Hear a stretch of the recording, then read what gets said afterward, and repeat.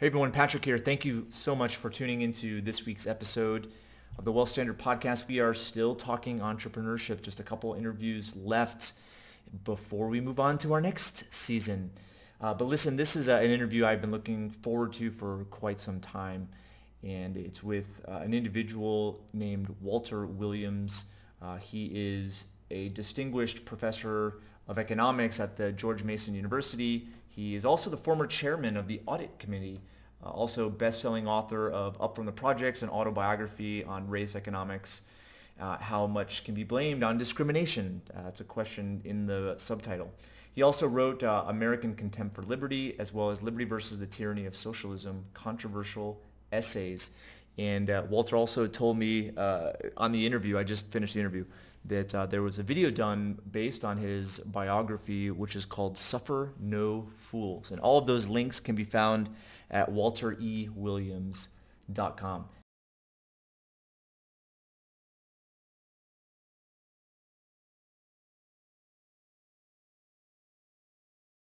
Hey guys, what's up? Okay, I'm going to do some commentary on my interview with Walter Williams, and I'm going to do a pre-interview commentary and then some post-interview commentary and give you an idea in the pre of why I am asking the questions I'm asking, and in the post I'll expand on some of those ideas if you're interested. I'm also doing this on video, so if you're listening and want to check it out on YouTube, just go ahead over to our YouTube channel, YouTube.com/Paradigm Life. All right, so the first thing really that's influencing me right now to think and to make more sense, even more sense out of entrepreneurship and what is essentially some of the resources I can provide you as budding, existing, or experienced entrepreneurs is first a book that has really intrigued me called The Mystery of Capital, and I mentioned it on the interview. But the reason why it's intrigued me is because it's an individual who definitely leans toward free market economics, laissez-faire, capitalism. He's pro-personal liberty. At the same time, he's talking about some fundamental structure of society that is paramount to the idea of capitalism. And it's caused me to think differently, and I'm still kind of in the process of thinking about what he is saying, what it means, and how it could improve my understanding of capitalism, of human nature, and help me to be more fulfilled and satisfied with what I'm doing in life. So here are some of the points that he makes, and definitely pick up that book if he's a great writer. If you haven't read it before, or if you're intrigued by some of the themes we've had over the last couple of years, this is definitely a guide to follow. So the idea of capital, the mystery of capital, is I think we've used that word so much, but we really haven't gone to the root of that word and where it actually came from, which it was the first thing that was intriguing to me, and it comes from the root of the same word of cattle. And there's a difference between cow and cattle, but where capitalism came from was the idea that human beings figured out a way to take a cow, right, a piece of property, and turn it into so many different things. And that's what DeSoto defines as capital. Not necessarily the cow itself, but the human being able to figure out how to create forms of value, whether it's the hide, turning it into leather, whether it's meat, whether it's milk, whether it's the other parts of the cow, which I think human beings have figured out a way to use every single part of it. That's the capital, not necessarily the cow itself. And he talked about, that's the first point. The second is essentially the environment in which capitalism most thrives, which is essentially, the physical world full of resources, and what goes from just simply a resource into what he considers as capital, which is, I would say, a derivative or multiple derivatives of resources. And that's where it's just fascinating to me, right? Because capital is created there, but there's a structure and an environment in which it thrives better. So he goes through and he talks about, I'll just use two examples. The first example is real estate or property in general, right? Property can be defined through intellectual property, an idea. Real estate is obviously physical space. But he talks about in the United States, we have a very interesting property system, a legal system, a title system, which he goes through the history, and the history is pretty fascinating. But it talks about how it's not a perfect system, but it's one of the more objective systems that's out there, which shows ownership, and that ownership can be legally defended. And that is a degree that creates a degree of certainty that allows that human mind to start exercising, its tendency to want to provide those derivatives like a cow, right? Figure out a way to turn what was essentially very monotonous, routine, what's the word I'm looking for, just plain, into the derivative of it. So turning a property into a golf course, right? The golf course is the capital, not necessarily the property. Okay, turning just a blank lawn right at your home into a beautiful landscape. I think that derivative is capital. Hopefully that's making sense for you. But the human mind engages once that degree of certainty is there, and he goes through a lot of the property systems, the legal systems of property, real estate specifically, and other parts of the world. And he talks about, in the poorest third world countries, there's literally tens of trillions of dollars of capital that's possible if the legal structure was in place to provide that degree of certainty. Because I guess the human mind's not going to start acting unless it knows, and this is all like unconsciously going on, but the human mind is not going to start acting in that way until there's a degree of certainty in which the outcome is more definite than if property wasn't able to be verified as that specific person. Therefore, their work to create capital would be for naught. Hopefully that makes sense. Business is the same way. So he talks about the ability to form business in the U.S. Of course, there's clunky systems here, but relative to other parts of the world, he used examples of having his team, his research team, go into some South American countries and try to form a business and set up shop. And in some instances, it took several months. In some instances, it took over a year. And it was extremely expensive to do it, full of red tape, full of clunkiness.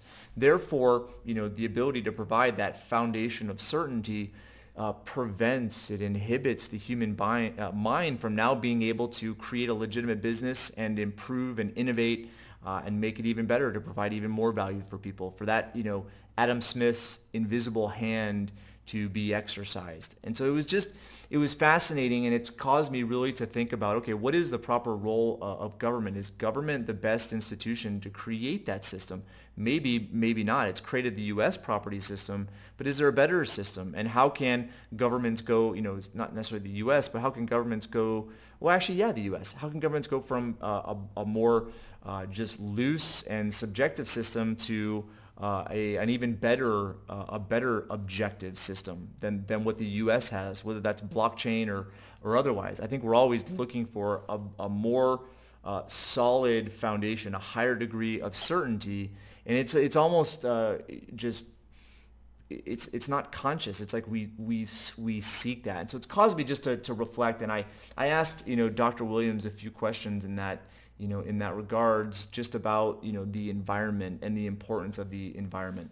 All right, so that's the first thing, and I'll comment more about that after the interview. The second thing was, I joined the Tony Robbins Platinum Partner Group, which is this kind of group membership that you have a couple of separate events that you go to, but you can go to all of his conferences and events throughout the year, and he typically does 8 to 10, or there are typically 8 to 10. He does most of them. And you get to go to all those for, as part of the membership. So it's a huge time commitment, huge financial commitment as well. So I pulled the trigger there just because I had some experiences toward the end of last year that caused me to really understand more about myself, what I wanted in life, my relationships, and what was holding me back, and decided that I didn't want it to be an event or a experience that was fleeting. I wanted it to be lasting, and so that's why I chose to kind of inundate myself, or to immerse myself in that environment for a year. And it definitely, this past summer, I've been in Amsterdam, Dallas, Las Vegas. I'm going to San Diego in a few weeks, And then there's a couple other events before the end of the year. And that immersion is working, and it's allowing me not to just, drink the Tony Robbins Kool-Aid, but it's causing me to really understand more about myself, more about the importance of psychology, and also to value others, whether it's those that fit the confirmation bias or those that are of a complete different opinion. I think Tony Robbins, there's so many things that are amazing about him, but it's not like I believe and am in agreement with 100%. Maybe because of ignorance, it might be because of my experience. But nonetheless, there's so much value in what he has been able to create as an environment in which people learn and experience that has allowed me to see things differently. And I'll comment more about that after the interview. But what's fascinating about the interview with Dr. Williams is I did not think it was going to go in the direction that it went. And he answered questions, I would say, from a very interesting standpoint, because he's at a point where he's not trying to build his career. He's at a point where I would say people focus more on legacy than they focus on growing and expanding, right? He's in his early 80s and really isn't necessarily concerned with an image. I don't know if he's ever been concerned with his image, but he has taken a stand that is very admirable because it goes against the grain of what the racial norms are, as well as with the social norms, the political norms. So I think you guys are going to really, really like the interview. There definitely is so much more that I could have asked and expanded upon, but for the sake of time and respect for him, I kind of cut it short and just stayed at a very, very high level. But I'm going to comment on a few things that I learned from it and some additional details to what I just mentioned after the podcast. So if you guys want to stick around, great. If you guys got your fill, then hey, I'm cool with that too. So without further delay, please welcome and open your ears up to my guest, Walter Williams. Dr. Williams, it really is an honor to have you on today. Thank you so much for your time. Thank you for inviting me. So I have to say I am somewhat intimidated just because I have a great deal of respect for you and what you've done throughout your career, and so it took me a long time to come up with some of these questions. But the first thing I wanted to ask you is, if you were to boil down your philosophy about societal or human progress, what would you say are the core primary driving principles that you would arrive at? Well, I guess my stepfather told me when I was a teenager, he said that if you ever want to get somewhere in this life, you got to learn to come early and stay late, and which just means you have to work hard to get what you want, and if you come early and stay late, you'll eventually succeed at most things that you're trying. And so that's in a sentence or two. That's my philosophy. It's interesting as a follow-up to that. I mean, it's interesting that today, it seems we're innovating to do less or to work less. So that's the drive. Do you see that? What would you say to that? Well, I think that I'm in my 84th year of life, so I've seen a lot of changes, and I see that people are forgiven for doing things and saying things that would not have been forgiven when many years ago, and forms of behavior are accepted now that would not have been accepted years ago. And I think that we're the worst for it. That is, there are all these modern ideas that you shouldn't scold people, you shouldn't hold them accountable, you should not punish them for doing the wrong things. I think that you don't do very much for the individual. That's not very compassionate at all. What would you say are the unintended consequences of that? Well, you just have a society of people that are less accountable. I remember, to put it another way, I remember that when I was about 12 years old, and I was shining shoes, and I'm making a little money for myself, and so one of my responsibilities with the money that I was making was to prepare, save money, pay for my school lunches, which is 15 cents or 25 cents. And so I adopted the habit of spending my money and then going to my mother Wednesday or Thursday, asking her for a loan. I would always pay her back. But one time I asked her for a loan, and she says, "No, I'm not going to give you any money." And I thought she was the meanest person on the face of the earth. And it must have been very hard for her to see me come home from school and virtually inhale the refrigerator. I was starving. And so, but however, it's the last time that happened. But to bring it up to more modern times, I was telling that to my wife. I have a daughter who's now 44 years old, but when she was young, I was telling my wife the same thing. She said, my wife thought that was awful, and she could never do that to my daughter. Well, it's one of those. Yeah, I definitely see that. I've two teenagers and a 5-year-old, and it seems that the society we're in, things are so easy to come by. Answers are at our fingertips. Food is plentiful. And it's kind of conditioned people to want the here and now without doing much work. And I think failure comes a lot, not necessarily because something was done wrong, but because people just didn't they didn't have the persistence to carry it through. That's right. And what you're talking about is the downside of affluence.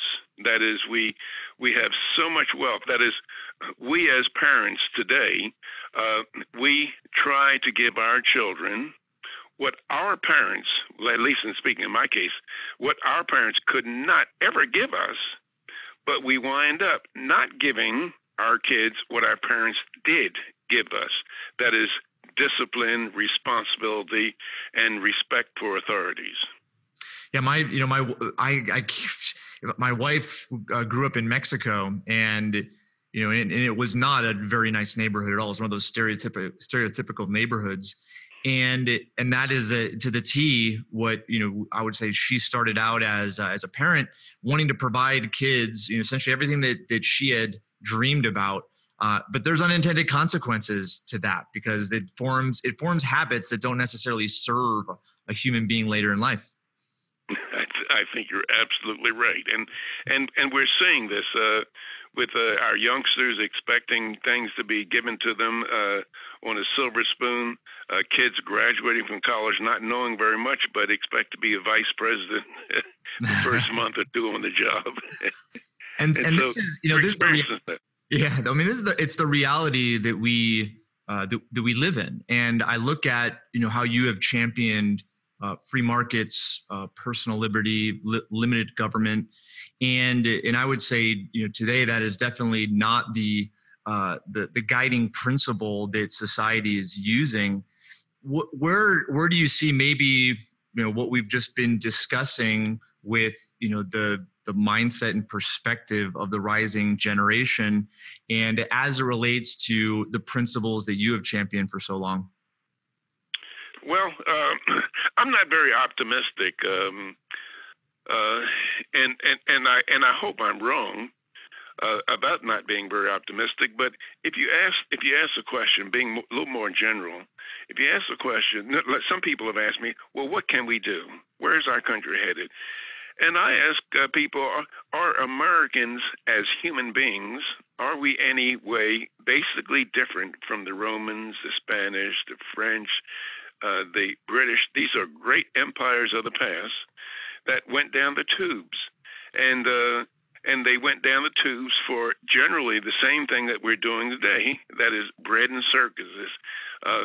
People expecting government to take care of them. And matter of fact, in 1887, that Queen Victoria's Jubilee, that if you had told somebody, if someone had said that Great Britain would become a third-rate nation, challenged on the high seas by a sixth-rate nation, Argentina, and almost lose, you would have been put into the insane asylum. It was inconceivable that anything would happen to Great Britain, but however it did. however, and what's happening in the United States, we're headed the same way, maybe at a different rate, but we're going down the tubes. And our basic big problem that most Americans do not appreciate is that we have a moral problem. And the big moral problem that we have as a nation, as American people, is that the average American believes that it's okay for the United States Congress to forcibly use one American to serve the purposes of another American. That means that is to take your money and my money to give the farmers, to bail out banks, to give the poor people, to give the foreign aid, all the thousands of federal programs. The average American thinks that is okay. And that's not a part of our history. It's nowhere authorized in the United States Constitution for Congress to be in the business of taking the money of one person and giving to another. And matter of fact, if I did the same thing privately, I would be condemned as a thief and imprisoned, because that is nothing more than legalized theft. Now, I believe. Now, I'm not saying, I'm not making an argument about taxes.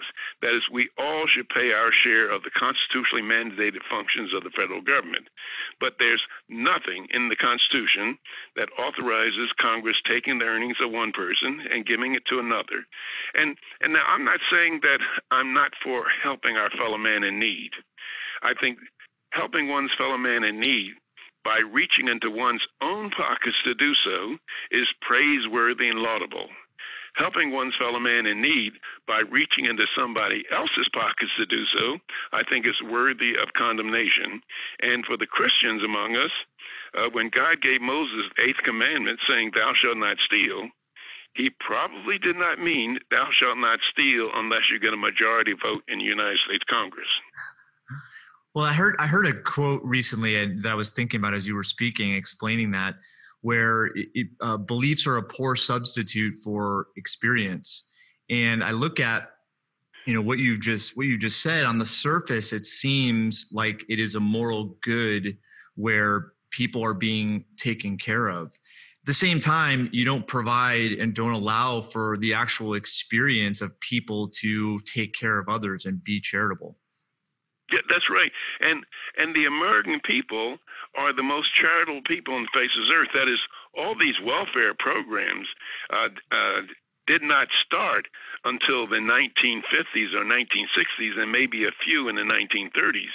And so we went from a poor nation in 1792 until about the 1930s, and became the richest nation and the most powerful nation on the face of the earth without all these programs that people say are necessary. That is, for example, Social Security. People say that is necessary. Well, the Social Security system started in 1936. And you say, well, what in the world did we do between 1792 and 1936 to take care of old people? Well, old people died in the homes of their children. That is, there's something to be said in the biblical admonition to honor thy mother and father. And now, with Social Security and all these programs for elderly people, people don't have to honor their mother and father. They can get somebody else to honor their mother and father through the tax code. So we have some basic moral problems in our society, and I don't see any cure for them. Well, on top of what we've been talking about, again, robbing the experience of being of experiencing charity and experiencing taking and giving and contributing to somebody else's life for their well-being, it also comes down to that. I would say it's a drive that we have to overcome adversity. I mean, every movie that is popular out there seems to have a similar theme where somebody overcomes adversity, they overcome a challenge. And when you essentially are robbing people from saving for their retirement or robbing people from getting a job and experiencing how to, navigate those waters and improve their resume, I mean, you're essentially replacing, those experiences with a supplement or a Band-Aid to it. But again, it goes to that saying that beliefs are a poor excuse for the actual experience. That is absolutely right.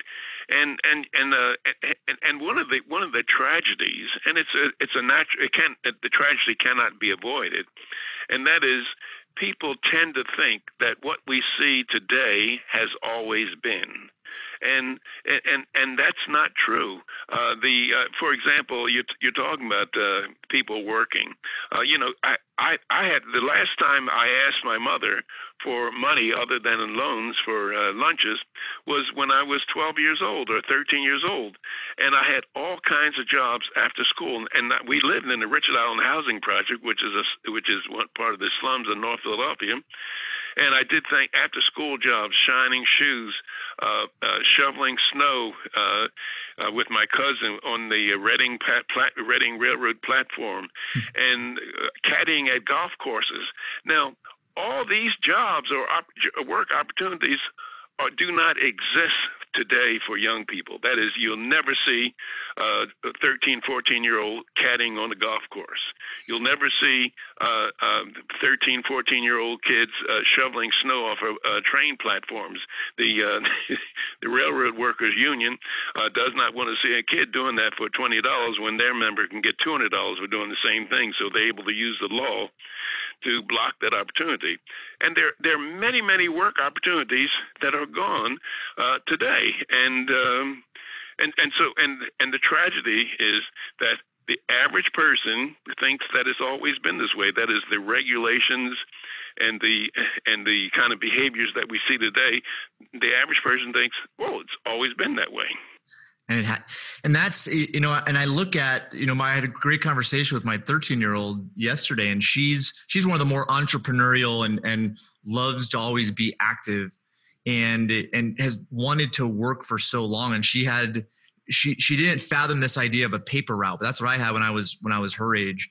And so she, has this bug inside of her to work. And it's just the process and the experience of actually doing something and getting remunerated for it. And that's today. It's like there's lots of tendency for leisure, but the more, it seems that the more we're progressing as a society, the less fulfilled and happy we are. And do you think it's because of that dynamic, not being able to have these types of experiences? Well, I think it's that and many other things that we just accept today. For example, if you look at at some of my columns, I give references to it. The behavior of students towards teachers. Today, students curse out teachers. Teachers are assaulted. For example, in the city of Baltimore, I think the city 2014, 2015, on the average of 4 teachers were assaulted each school day of the year. And when I was coming up a kid, one would not dream of even cursing at a teacher, much less assaulting a teacher. And I remember holding my hand in elementary school for the ruler. I did something wrong, and the teacher whacked me at my hand with the ruler. A teacher doing the same thing today would be fired, if not carted off to prison, or corporal punishment. People today, they replace what worked with what sounds good. And I remember I got my butt spanked a whole lot. And the worst time to get a spanking is in the summertime, when the windows are open and when your friends outside can hear you copping the plea. and then you go outside and they start teasing you. But right now, my mother, if she doing the same thing today, somebody would send Child Protective Services to arrest her. Well, this is we could probably spend an hour talking about just accountability and the nature of accountability and how that is, I would say, essential for growth. But I wanted to end with this just because we're short on time. So something intrigued me recently, and I know I know you know who Hernando de Soto is. I've been going through one of his books, The Mystery of Capital, and it talks just about the infrastructure as a essential piece of establishing capital and having the human mind engage with that capital, create the capital, and then exchange with it and so forth, which I think is a byproduct oftentimes of a free market society or a laissez-faire capitalistic society. And it caused me to think about how, the U.S., for the flaws we often give it, there's such an incredible infrastructure here. So it's made me, just think through what is the proper role of a government? What is the proper role of establishing these type of fundamental, foundational systems of law? Why is it that some countries like the U.S. establish that and others don't? Well, I think that one of the things that goes unappreciated about about capitalism is that throughout mankind's history, the major way, the way that people accumulated vast amount of wealth was through plundering, looting, and enslaving their fellow man. But with the rise of capitalism, it became possible for people to accumulate great wealth by pleasing or serving their fellow man, finding out what their fellow man wants or needs, and then getting the resources to produce it in the most efficient manner. And so, if you look at wealthy men through history, well, how did Henry Ford become so wealthy? He produced things that satisfied his fellow man. Bill Gates, how did he become so wealthy? He didn't rob anybody. He just produced Windows programs that satisfied his satisfied his fellow man. And if you look around at the world today, and if you were to rank societies according to whether they're at the free market end of the economic spectrum, or the communist end of the political economic spectrum, and then rank countries according to Freedom House, according to personal liberties, and you rank countries in terms of per capita income, you would find something that's not strange at all, that the countries that are closest to the free market end of the economic spectrum not only have higher income, but they have greater protection of their liberty. The countries that are towards the socialist or communist end of the economic spectrum, those are the people who are the poorest in the world and tend to have the fewest freedoms. So if anybody who wants to promote wealth and liberty, they should also at the same time promote free market economic systems. So maybe as we end, just some of your concluding thoughts. I mean, where were you most influenced to believe the way that you believe, think the way that you think? Like, what are some of those pivotal experiences that you had, whether it's reading a book or meeting somebody or a person of influence that caused you to think in a different way? Well, I think I tell somebody, maybe it's not nice for me to say it this way, but I am very happy, being 84 years old, I'm very happy that I got most of my education before it became fashionable for white people to like black people. And what I mean by that is that when I got a grade in a class, it was an honest to God A. When I got a C, it was an honest to God C. Nobody was feeling sorry for me, and they held me to high standards. They didn't feel sorry. They weren't giving me any breaks because they say, oh well, gee, this legacy of slavery or discrimination, et cetera, et cetera. They just held me up to very, very high standards. And so I think that people at UCLA, I received my doctorate in economics from UCLA, and I had some very tenacious professors that didn't cut me any slack. Matter of fact, when I took the PhD exam, there were 14 students who took the exam, and no, I was saying 16 students who took the exam, and 13 flunked. And the professors came to me and they say, Williams, your exam was among the worst, but we think that you can do better. So they gave me a reading list, they gave me this and gave me that.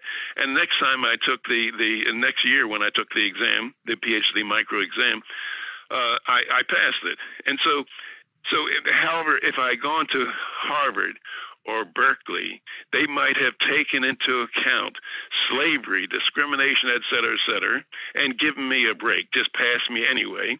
And as a result of having gone to Harvard or somewhere of these liberal departments, I'm a better economist as a result. So would you say that there is a correlation between the extremity of the experience and the actual growth, and let's say it pertains to an individual? So what I'm hearing you say, because of the increased pressure and your ability to rise to that challenge enabled you to learn more, think more, be challenged more, and subsequently grow more. No, that's absolutely right. If you look at any sport, I mean, football, boxing, basketball, and what the coaches talk to these kids or young people playing, they don't give them any break it up. They're not treating them with kid gloves. They're trying to get the best out of them, and that works when people say, "Well, we're not going to accept any less than the best that you can do." And fortunately, that I had that experience.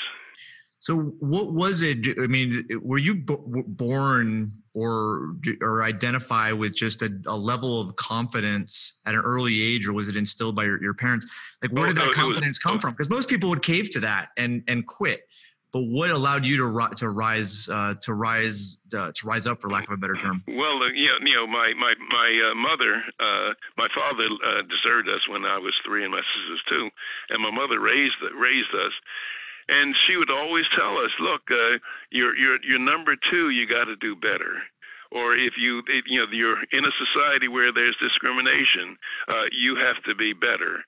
And she wasn't telling us the message that somebody should feel sorry, somebody should give you a break. It was just very, very high expectations. As a matter of fact, one time when my mother was told how I was misbehaving in school, she took away all of my privileges until the next report card came out and I had improved my grades.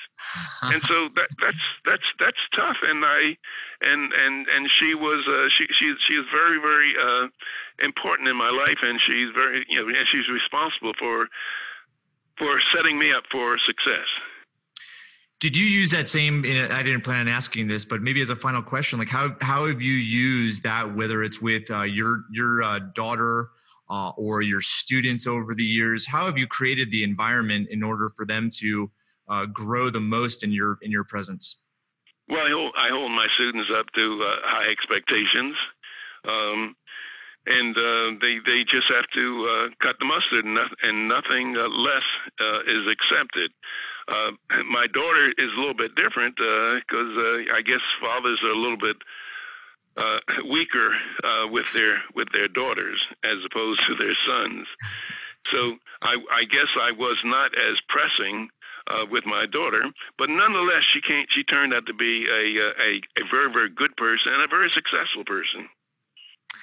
Well, Dr. Williams, it's been incredible. I know your time is valuable, and we're kind of at the tail end of this interview. But thank you so much for what you've written about, what you stood for so many years. What are ways in which listeners can learn more about you, and also purchase some of the books that you've written, or read some of the articles that you've published over the years?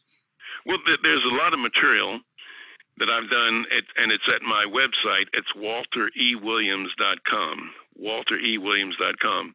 And also there's a autobiography that was made. There was a video made based on my autobiography that I wrote a number of years ago, and it's called Suffer No Fools. And that's a 1-hour video, and that's available at my website as well. Okay, we'll make sure that, I think I have those links already, but we'll make sure that we'll put those in the show notes so people can access it if they weren't able to write that down. Okay. Well, Dr. Williams, thank you so much again, and really appreciate the time today. This has been a great conversation. And thank you for inviting me. Take care. Hey everyone, Patrick here.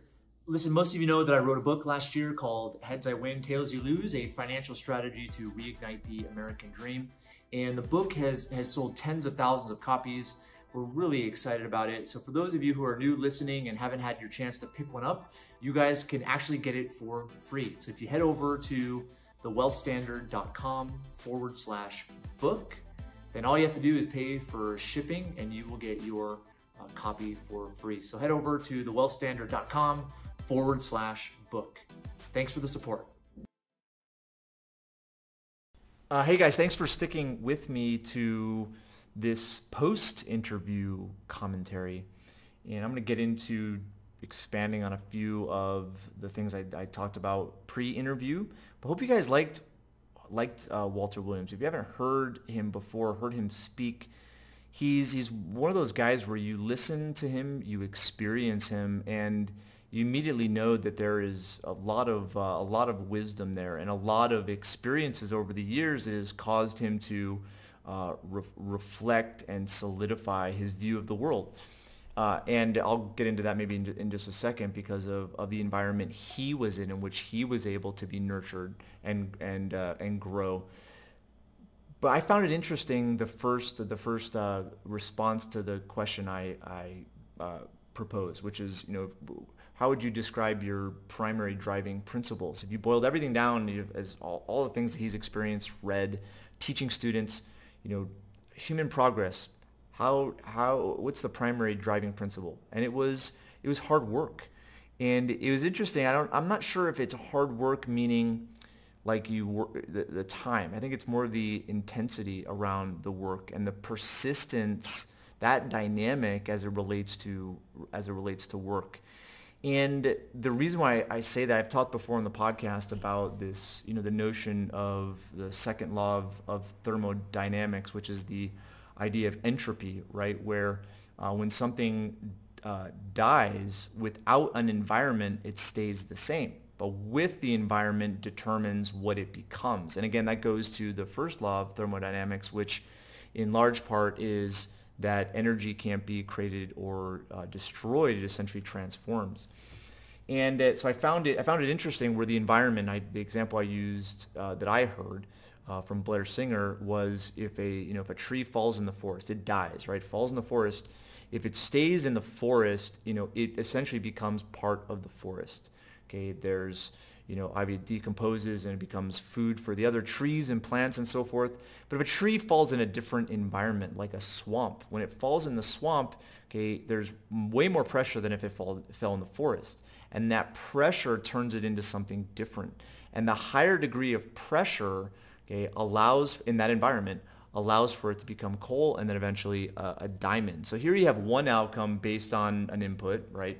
Here's the input of a dead tree. This is the outcome. Here's the input of a dead tree, and here's the outcome. The environment is what determines that. So I think it was interesting because when there's an environment of pressure, I believe human beings will often rise to the challenge or quit, of course. But if they do rise to the challenge, what they become in the process is pretty incredible.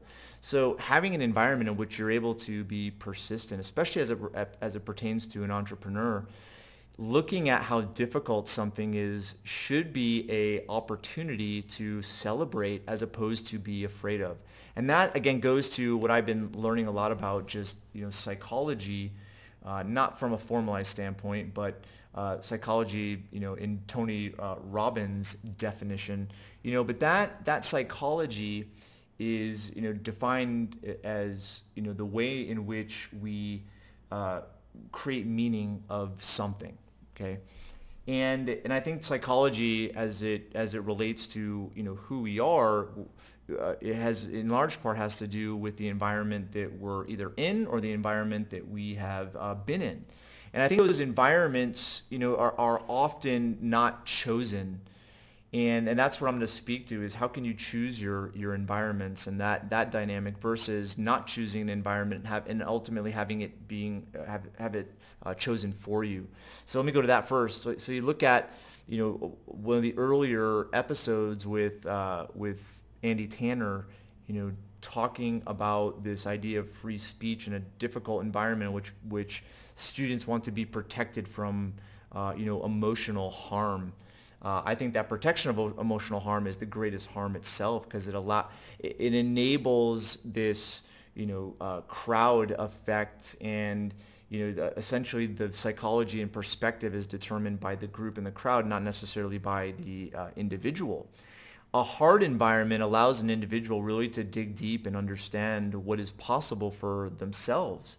And, I believe that as you choose your environments and the higher the pressure is, the more you're going to grow and the more you're going to become. So this is where it comes down to, why won't a person choose those difficult environments? I think it boils down to the principle of fear. And, I look at, fear, and it's interesting because what people are afraid of, I think, all boils down to the very same thing, which is a feel of being discarded, feel of being worthless, insignificant, not smart, not loved. And I think that fear is, often a defense mechanism. And I think it initiates, especially these day and age, by being judged. But I heard a cool definition of judgment recently that has caused me to reflect on that. And the quote is that judgment is a mask that comes from the fear of being vulnerable. And essentially the fear of being vulnerable is that people will see your weaknesses and then not value you, discount you, and ultimately not like you, love you, or appreciate you. And I think people have this fear of that, which is incredible. But in the end, I think if you understand those fundamentals, you're going to realize that it isn't your problem that someone's judging you. It's the person who's judging's problem. And it's their fears that are causing them to act that way. And I think the more you understand about yourself and who you are and the meaning that comes from the circumstances of your life, the better you're going to be able to put yourself in challenging environments in order to grow the most. And so that's kind of what I've been thinking a lot of these days, and it's really helped me, because I look at how much noise that's out there in our world today, and it's difficult to concentrate, it's difficult to focus, and I believe that within that noise are chords, right? There's this harmonious formula in which we have a better experience, an even better experience of life, but also become successful, which I think is a part of that, fulfilling experience of life. And I'm not sure what each note is of those chords, because we all know what noise sounds like. Okay, just my kids play instruments, but going to like elementary school, orchestra concerts, that's noise, and you probably would rather listen to something else. But I look at then going to, a symphony, an orchestra that's very well trained, professional. It's one of the most gratifying experiences. Same instruments, okay, same music, okay, but completely different experience, right? Because of how all of that noise kind of comes together in a harmonious way. So I think there's a formula, in essence, for success, a formula for growth, a formula for fulfillment. And I don't 100% understand it, but that's what I'm thinking about and seeking, right? Not just for me, but also for you, because I believe human beings are after very similar things. They're after the way something feels. They're after whatever environment, whatever dynamic, whatever thing gives them that sense that emotion, that feeling. And I believe that we make it really hard to do, which is also pretty funny. But anyway, I really enjoyed Walter Williams. It caused me to just reflect, because here's a guy that has, like I said, nothing to lose. He's already made his legacy.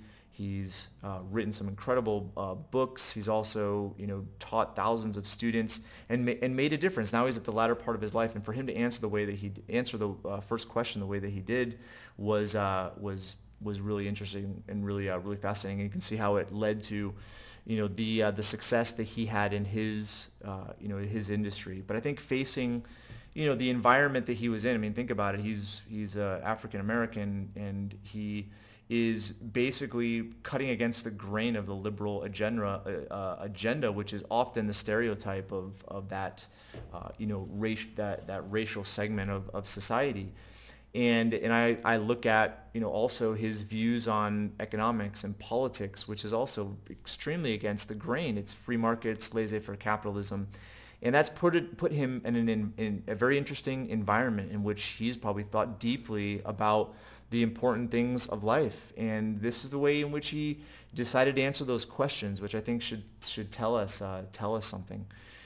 So anyway, I hope you guys learned something from the podcast this week. I got a couple of cool interviews coming down the pipe before we wrap up the season.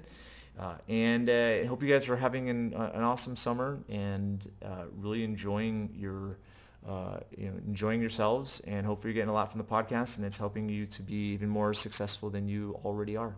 Okay, that's it for this week. Talk to you next time. See ya.